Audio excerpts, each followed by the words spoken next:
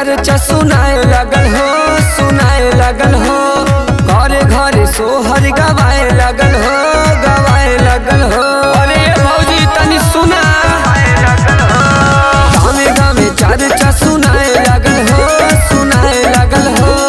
घरे घरे सोहर गवाए लगल हो, गवाए लगल हो। टोला मोहल्ला के सभे कहत बा भौजी तबाड़ी जोगाड़ी। लगा के टिकुली बहिनी के साड़ी भौजी चलावेली आंगनबाड़ी।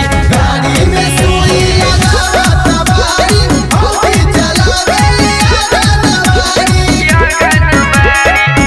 सोर भइल बा हो पूरा सोर भइल बा, सोर भइल बा हो पूरा सोर भइल बा।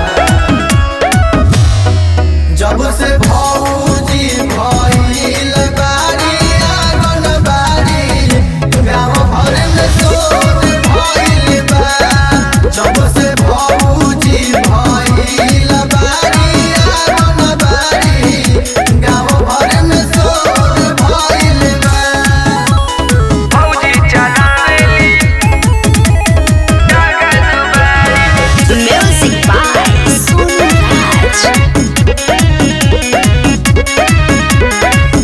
चाहे होखे गाय भैंस चाहे होखे बकरी, काके ऑपरेशन ई निकाल देली लकड़ी।